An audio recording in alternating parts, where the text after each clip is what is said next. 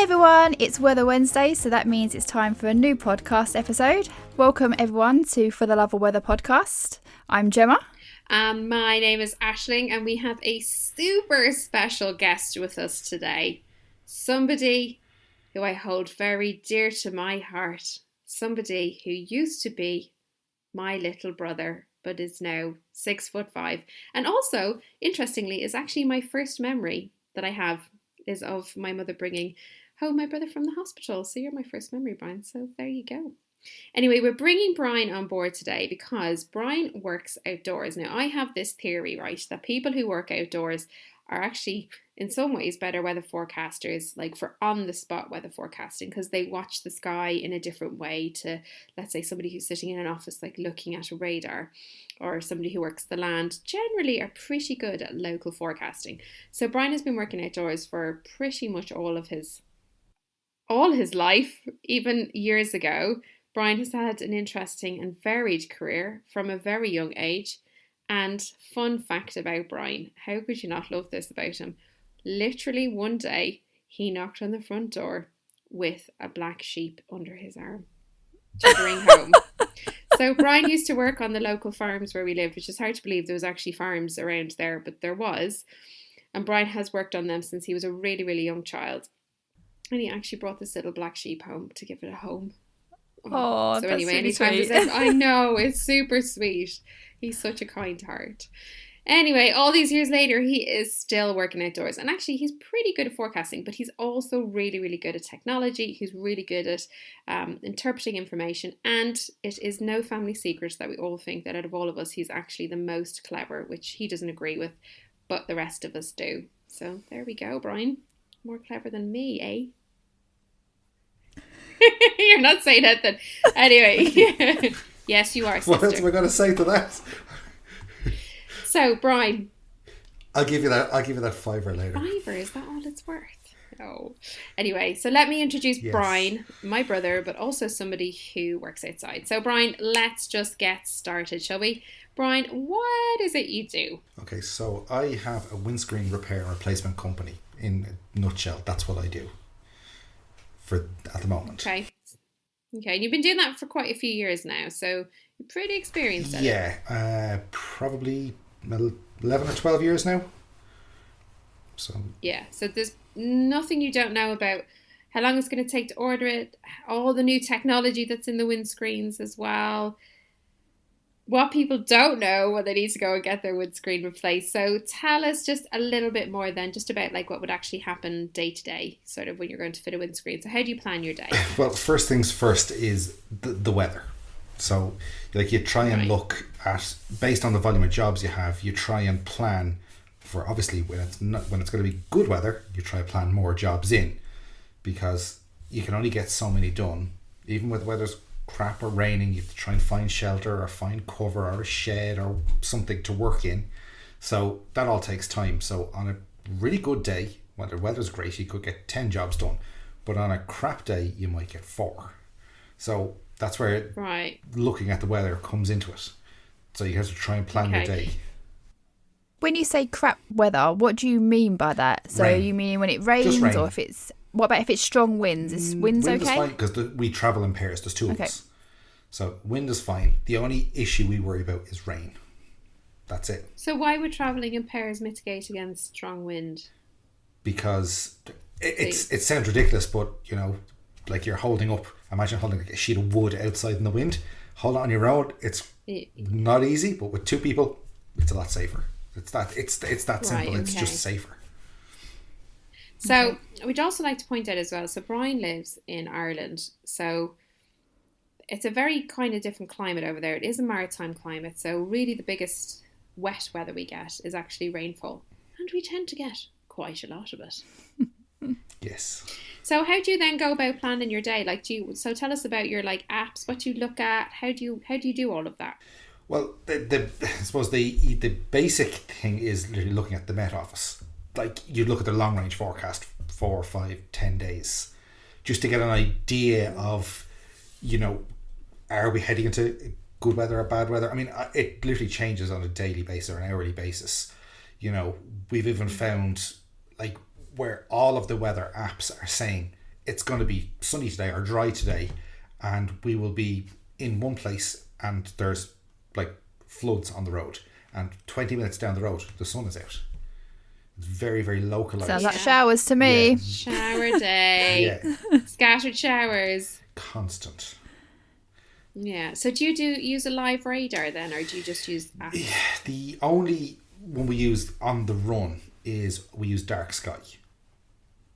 The app Dark Sky is what it's pretty good. It's pretty good over here. What I find is the short range, as in you pull up at a job and it's raining. Open Dark Sky and look at it. Says you see the radar and it'll tell you, rain is stopping in 6 minutes for 9 minutes. You go, okay, so we'll just sit here for a few minutes and then we'll get it done. That's what you do. Yeah. You just work faster. Yeah, yeah. And do you find that app, when it says to you that the rain will stop in 6 minutes, and do you find that it tends to do as the app's saying? Dark Sky does. We've tried a few others, but Dark Sky seems to be, I don't know whether maybe it's more crowdsourced, maybe because a lot of people do use it, because you can report. Okay. So if you're somewhere where it says it's sunny and it's not, you can report. It's kind of like Waze, with Google Maps and stuff like that. You can report traffic. Well, with Dark Sky, you can report the weather. So, that's really cool, actually. Yeah, I actually have it on my Apple Watch. I do actually. It's one of my favourite apps to use for really, really short range forecasting. Like the next half an hour or so. If there's something that I want to do or not, or I'll use that as well. It's a pretty good choice. That's what literally every day I use that every day. It was the best £5 ever spent. It has paid for itself so many times. So do you start your day by looking at the weather? Is that like one of the first things that you do? No, that's the last thing I do before I go to bed at night. That was going to be my other question. Do you also do that just before you go to bed as well? Before I go to bed, I like to torture myself by looking at the weather. Yes. Right. Yeah. And then when you get up in the morning, you just deal with whatever's in front of you, and that's it.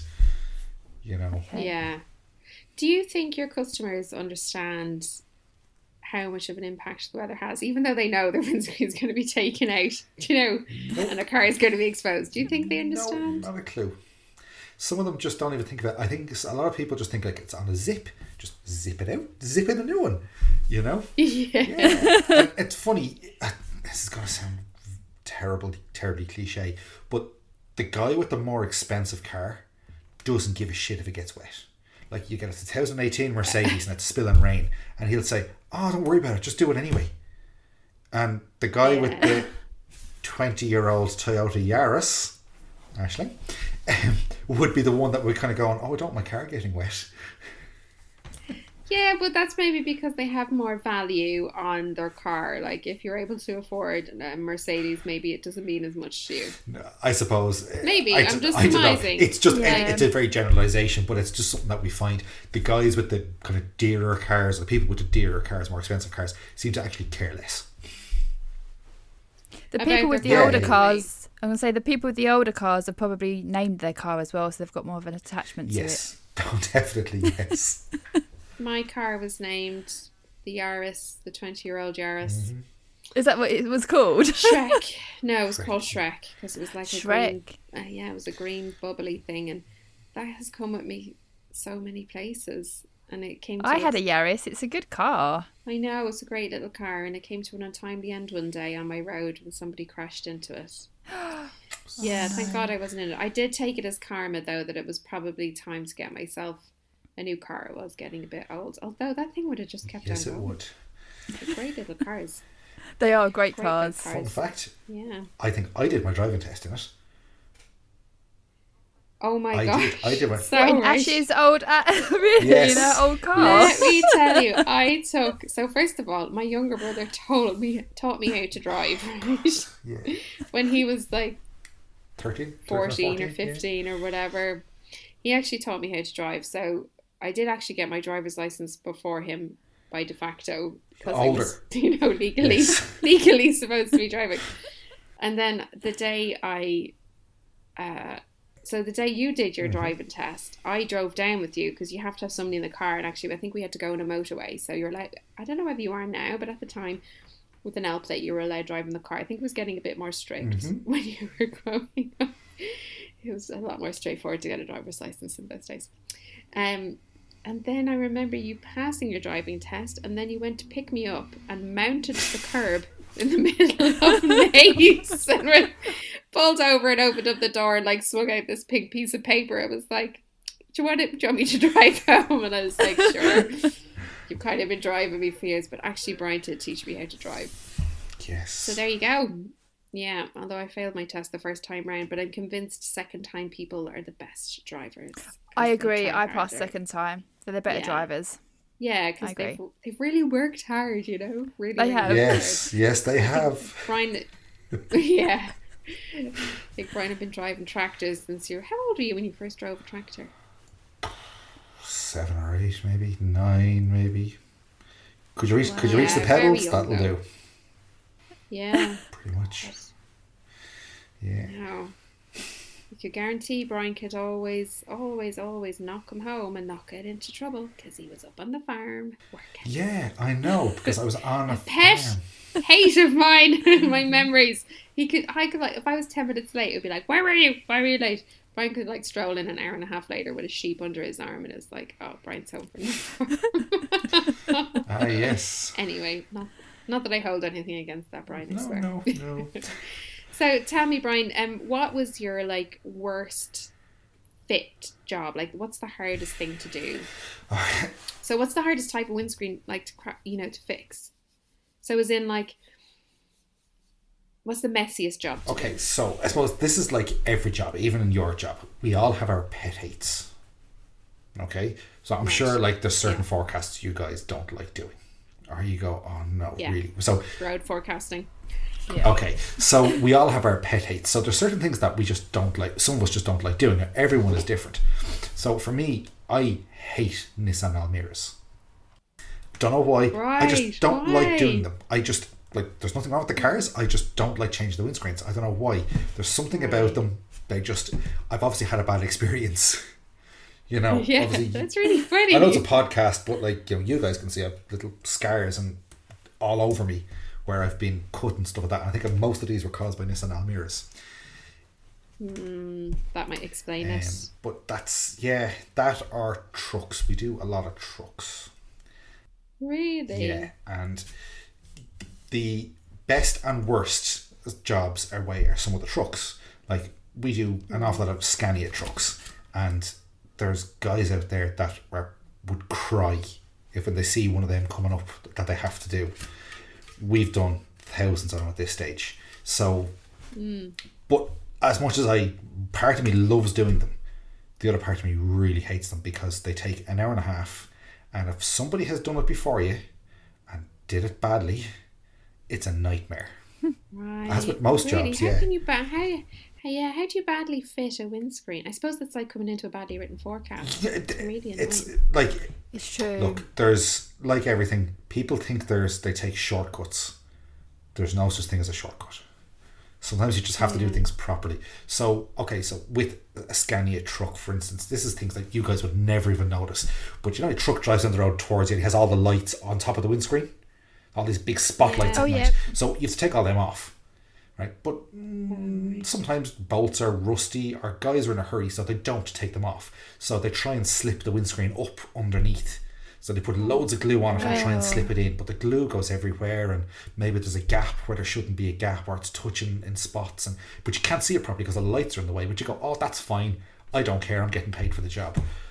And then we come along to do it, and then you can't get the old windscreen out because you literally can't get in with your tools because there's no gap anywhere, or there's glue spilling out, and just badly done.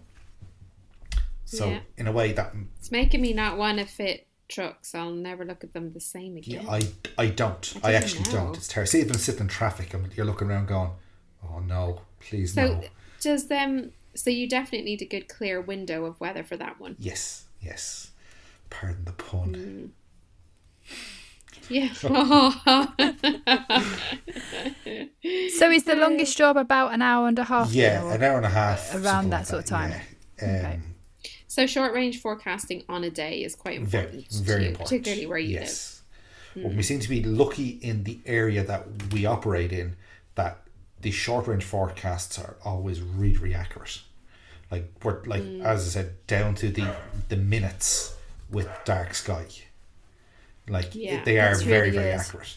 Now I know in other places, obviously they're not. I'm sure there's plenty of places in the UK, especially even more like upland areas, hills and valleys. You know, everything changes in minutes. So I would like to point out something. So I controversially don't like snow, right? I think we've spoken about this in about 3 episodes. No, I know. We spoke about episode, especially road forecasting. We spoke about this before we started recording about snow as well. So anyway, I don't really like snow, but partly because I don't know how to drive in it. So I don't feel very confident actually driving it. And also the type of snow we get here is not the nice type of snow. It is the wrong type of snow. It turns to ice and slushy and everything like that.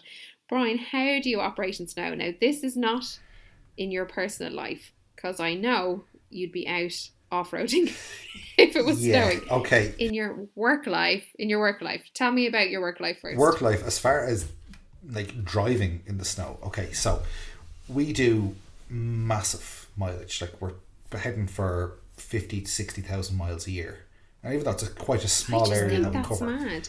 So if you want to put that into kilometres, that's like was 80,000 to 100,000 kilometres. Wow. It's a lot. Yeah. So but one thing which seems to be lacking in the UK and Ireland, but particularly in Ireland anyway, is the lack of use of winter tyres. Like in other countries, it's mandatory. Like it's a legal requirement. You change your tyres at a certain date or at a certain time of the year when the temperature drops. Like, and people think it's a gimmick. Oh, it's just another way of selling something else.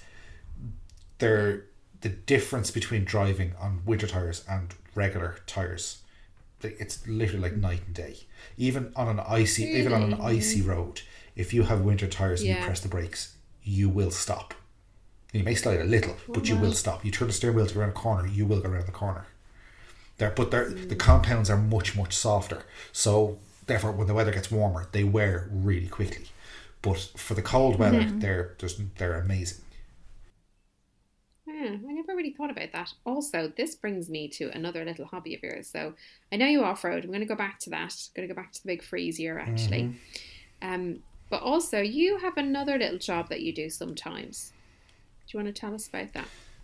The other little job I do? Okay, the other little legal job you do. Should I? Oh, okay. So part of what we do, we also fit windows to trains. Oh no! So there's that's a legal job. No, so Brian actually goes about twice a year down to southern Spain and racetracks in southern Spain, and what he does is this is like people who are into bikes get their bikes transported down, and they have a couple of race days. It's all set up. There's like an ambulance there. It's all about learning. You get your you can have yourself recorded on the bike, and it's about improving your bike capability. And Brian travels down there about twice a year, and will go through, changes out tires. Yes. For these people who go around tracks because they burn through tires. Yeah. Basically, like a lot of guys would be very enthusiasts with their bikes, and they'd have maybe either a very nice road bike or a dedicated bike for the track. Now there wouldn't be racers, but guys who just have an interest in it. So basically, they rent a track for 3 or 4 days, normally in southern Spain or Portugal, because it's sunny and it's warm, and you're pretty much guaranteed not to get rain. But also, it's like you watch a Formula 1 race, they change the tires 2 or 3 times during the race. Well, on a motorbike, it's very similar. Like you might do 50 laps and you have to change a tire. So that's partly that's something else we're involved in. But a lot of that then is down to temperature as well. So the temperature, the hotter the temperature is, different tire pressures, depending, and as the tires get hotter, they get harder. So you have to run them at slightly lower pressures, because although the correct pressure would say is 30 pounds, but you might only blow it up to 22, because when it actually goes out on the track and does 1 or 2 laps, because it gets hot, the air expands, and then it gets to the correct pressure. So what about air temperature? Does that impact? So, obviously, I know like the air temperature would heat the track. Yes. Have you found a difference in that, like on a cloudy day versus a sunny day on a track? Well, it seems to affect in Spain. It seems to affect how quickly, would say, it doesn't rain a lot on a lot of the places we go to, but it would, like, in the mornings it'd be damp. You've condensation and stuff overnight and dew overnight. So yeah, like the air temperature affects it a lot, but I suppose you've less cloud cover in a lot of these places, so once any kind of bit of sun comes out at all, that's it. Everything heats up a lot quicker. Yeah. Does the heat lead to blistering as well on some of the tyres? Can that happen? Yes, it does, but a lot of the guys wouldn't be pushing themselves that hard. But yeah, it does happen. I mean, like when you bring the tyres in, there'd be clumps of rubber just stuck to the edges, where they're starting to peel off, and there's little chunks of rubber coming off because they're getting so hot. Do you change the tyres undercover then, like, because it's hot? Well, yeah, I do. Are you exposed yourself? No. So we actually do it inside purely because the sun. So the very first time we did it, we actually did it outside, and didn't really plan that one through very well. And I had, by the end of the first day, before the sun even went down, there was blisters on my neck. Oh no! After being outside exposed, it's so busy. Good. You don't notice. You just keep working, and then you're kind of going. Yeah. But now you use proper sun protection, right? No, actually, yes. Don't mind the mocking tone. I do, but we also are inside. No, that was a concerned tone. I don't want you out in the sunshine blistering your neck. No. I don't want anything to happen to you. Who'd bring home the black sheep? I don't know. It worries me. It's not good interviewing your family. No. It brings out the worry. Yes. Now, Brian, let's have a little chat. Let's go back to windscreens, right? I want you to talk about windscreens. So, can we go back to the fact again that I controversially don't like snow, right? Now, one of the things that I don't like about it is that people defrost their windscreen by chucking hot water on it. Now, not around the windscreen, but then the water falls onto the ground and then, like, it ices over. But anyway, for people listening to this, there is actually some good tips here. Tell us a bit more about windscreens and defrosting them. Okay, so the common... Like your standard one, people who don't have the fancy windscreens. Yes, so the standard myth is that I put hot water on my windscreen and it breaks it.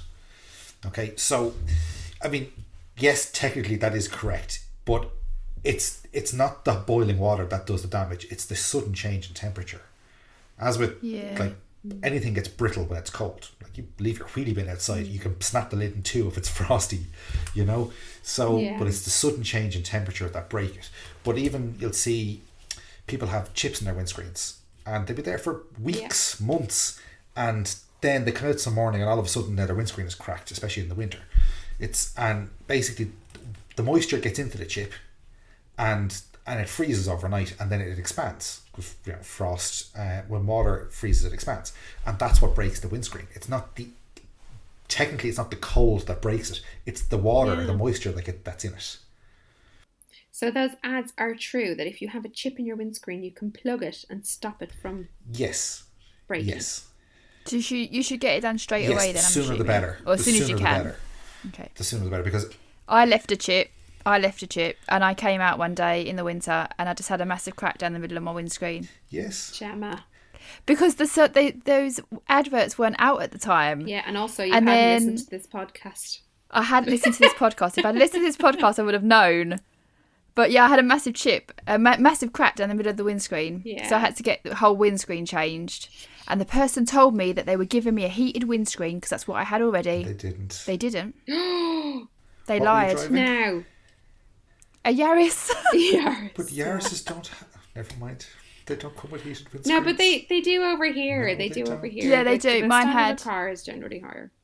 What year was it? Yeah. I can tell you it didn't have a heated windscreen, but okay. No problem. They don't exist. Year 2000. It did. I checked.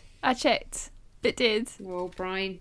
But it didn't once the guy had fitted the new windscreen. It didn't. There's a gap. It didn't. A gap in your encyclopedia of knowledge here, Brian. What's going on? I am so tempted to open my supplier's website right now and look up Yaris windscreen. We wouldn't blame you if you do. I know you're going to do it anyway after the podcast. But anyway, genuinely, what's the best way to defrost your windscreen in the morning, Brian? Okay, so the problem with this method is it really depends on where you live. Okay, so let's go through a couple of scenarios. Well, the simple and the easiest and best way to do it is, although not very environmentally friendly, is go out, start your car.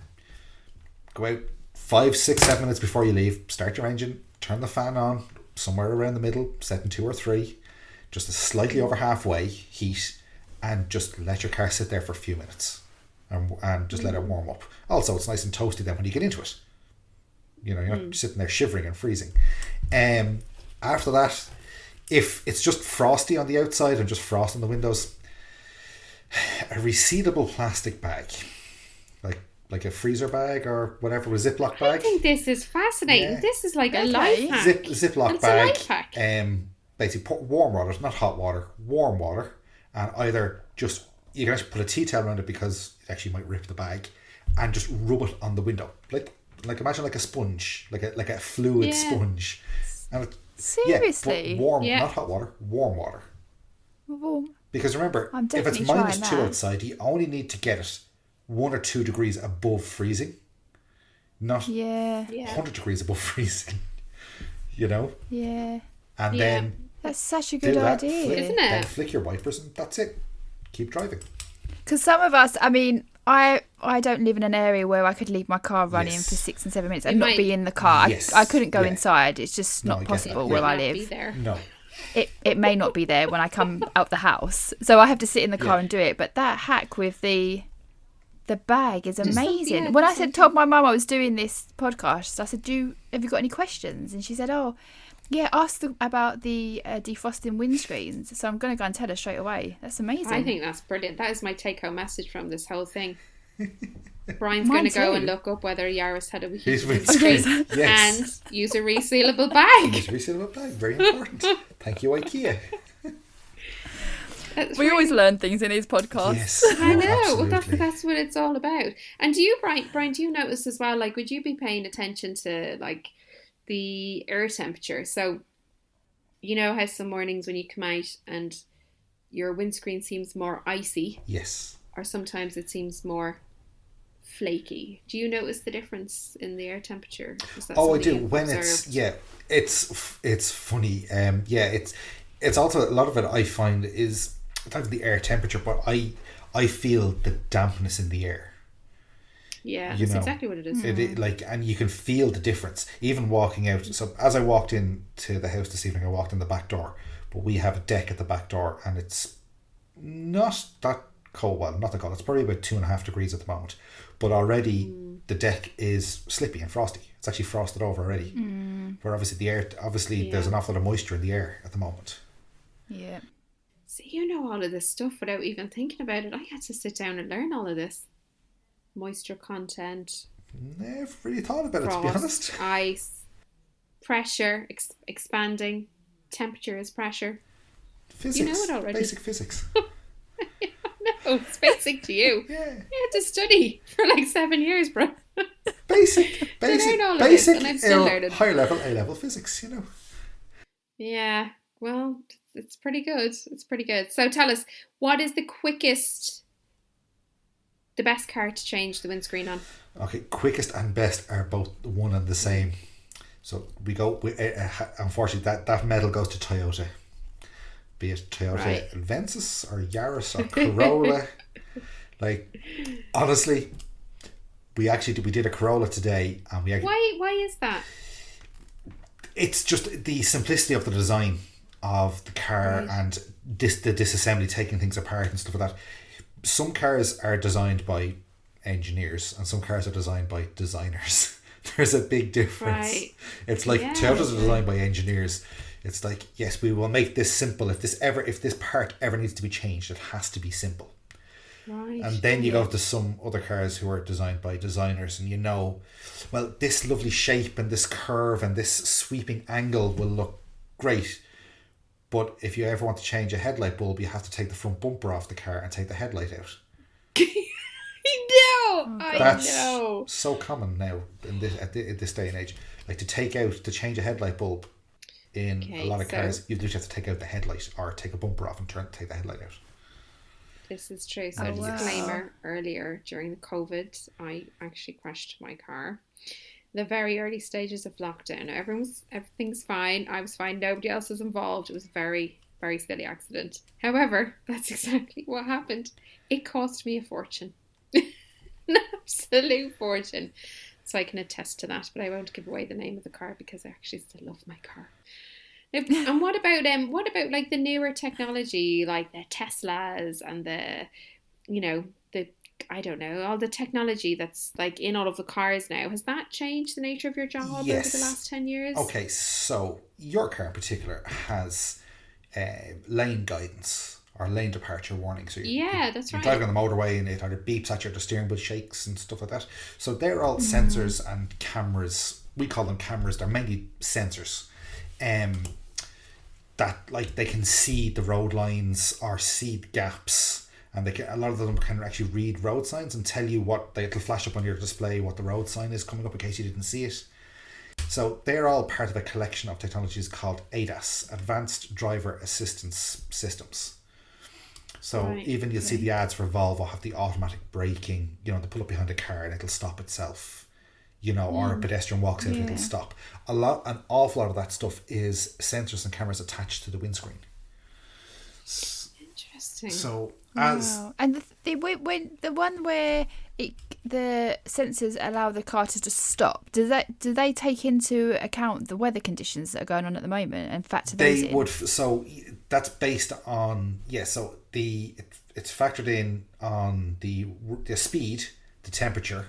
Mm-hmm. And there's a bunch of other factors in this. It's mainly speed and temperature. So the emergency braking, its main function is to stop.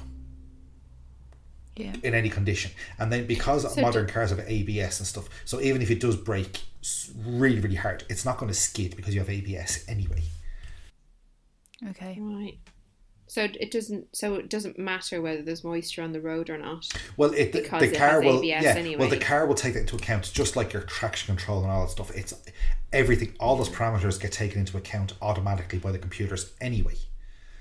Yeah, I didn't know that. I didn't know the windscreen had all the technology in it. So a lot of the lane guidance and some of the automatic braking stuff is on the windscreen. Some of them have it down. There's a sensor in the bumper as well, but a lot of the Volvos and Mazdas and have it built into the windscreen. So when you get that windscreen delivered, is that technology in it, and then you have to reconnect it, or how does it work? So when the window arrives, so all these sensors and brackets and all these cameras and stuff, they're all removable. So they're part of the car. So, for instance, in your car, right, if you look up at the rearview mirror, there's a big plastic cover around it. You probably never noticed, but there's a big plastic cover around it. Now I can see you looking in recognition, go, what? So behind that cover... because there's I can't always... when you look in the rearview mirror, it isn't always as clear. I thought that was for nighttime driving. No, but the actual, there's a behind the mirror on the windscreen, there is a big plastic cover. It's about maybe 12 inches across and comes down the windscreen about 12 inches. Oh, I want to say I know what this thing is. No, but most people don't. I mean, most people don't even notice these things. But in behind that cover, where in behind your rearview mirror, there is a sensor or a camera. And but they stay part of the car, but they clip onto the window on brackets. So when we buy the new window, all the brackets are there, but you have to transfer everything across to it. But they all have to be calibrated. So they're designed to look for certain parameters. That's the way when they come out of the factory, they're set up to look at certain things. So when you put the new windscreen in, it's not you're not going to get it in millimeter perfect, exactly the same position that the original windscreen was in. So, your cameras and sensors are going to be slightly out of line. So we have all the equipment now to recalibrate all that stuff. So it knows what to look at. It's amazing. It's just the way everything is going. And as things get more advanced, like you mentioned Tesla with their autonomous driving, and they're even further advanced than anybody else at the moment. it's more and more critical that these things are done right. Yeah. That's really fascinating. I'll never, getting my windscreen place. I used to take all this stuff for granted back in Ireland because Brian just did it for me. New appreciation for you, Brian. Thank you. New appreciation. I'll give you that tenner now. Yeah. Right. That's £20 now because we gave Alexi £10 on the other podcast as well. We did. We're gonna run out of money, Ash. How are we paying people? Stop for paying this? people. I'll pay you in lollipops, maybe. I don't know. Or I'll give you back your favourite popple bear. How about that? Oh. Do you know what the popples are, Gemma? No. Okay. So a popple. No, just some of you Google listening it. might remember this. It's a teddy bear. It's a little bear, but you could kind of it was like a reverse kangaroo, like the pouch went into it. But Brian had this orange popple growing up, and like so Brian wasn't. Well, my memory of you that you weren't overly like sensitive over toys. You were more interested in like creating things and like tools. He made a table out of wood, tools when he was like 5. Like he knew how to use everything. It wasn't about toys, but there was this one popple that he absolutely loved, an orange one. And I don't know, it didn't disappear, but I think maybe it went up in the attic and it came down when Brian had his daughter. And he wouldn't give it to her. And I'm just saying. He wouldn't give it to her. Outrageous. Yeah. That's outrageous. I know. We like to remind him of that every now and then. Yes. Too right. I'd be reminding him of it too. Yeah, definitely. Right, so basically, Brian, your words of wisdom are think about getting winter tyres. Yes. Regardless of where you live, even if it's not snowing. Regardless of where you live, even in just cold weather or wet weather, they handle much better. And the top tip for the windscreen was warm water in a resealable bag. Think about using a tea towel as well, as what you said. I guess you'll probably find a bag that actually works for you. But if the water's not boiling, it should just work, shouldn't it? Yeah, but if you use if it's just warm. If it's warm, but if you use a tea towel, it also soaks up so it won't refreeze. Takes the water off when it doesn't refreeze. That's another life hack. That's a great tip. That's really good. Gemma has a couple of questions for you. A quick fire round. Okay. I do. Okay, are you ready? Go. So we need to warn people. They're a mixture of weather related, and then some of them are just very, very random. But very important. I mean, you've noticed from this podcast that me and Ash just go off on the most random avenues sometimes. So it sort of summarises us quite nicely. Random, but also weather. So and favourite season. Oh, and important. Favourite season. Autumn. Why? Good shout. Why? Okay, so it's not quite as hot as summer, but it's not crappy cold like winter. It's like the middle ground. It's really nice, and it seems to be seems to be the season that lasts the longest. This is true, actually. That's quite a true observation. It has quite a range in it, doesn't it? It does. Anyway, sorry, I interrupted the quick fire round. Start again. That's fine. Jammy Dodgers or Jaffa Cakes? Biscuit or cake? Basically. Well, that depends if you think a Jaffa Cake is a cake. That's another question, actually, in the quick fire. Okay, we'll say Jammy Dodgers anyway, as far as the biscuit goes. That's fine. Okay. And as a second note, a Jaffa Cake is a cake. I agree. No. Legally, it has been defined as a cake in court. Based on the tax rate, it is a cake and not a biscuit. Oh, wow. Yes. I remember reading this now that you say that very recently, actually, like maybe in the last year. Went to court to and argued that it was a cake because there was is it 0 rated or no tax on cakes, but there is on biscuits. There's no VAT on cakes, but there is on biscuits. This was the truth. Wow. True story. Yeah. I've learned some really useful information from this podcast. I'm going to go and tell everyone. I mean, I'll have a factoid. Yeah. These aren't weather related, but they are being spread. I tell you that. Everyone's going to hear about these. Favourite weather? Oh, sunshine, of course. Okay. Tea or coffee? Now, coffee. Used to be tea, but now it's coffee. Okay. Snow, yes or no? Yes. Okay.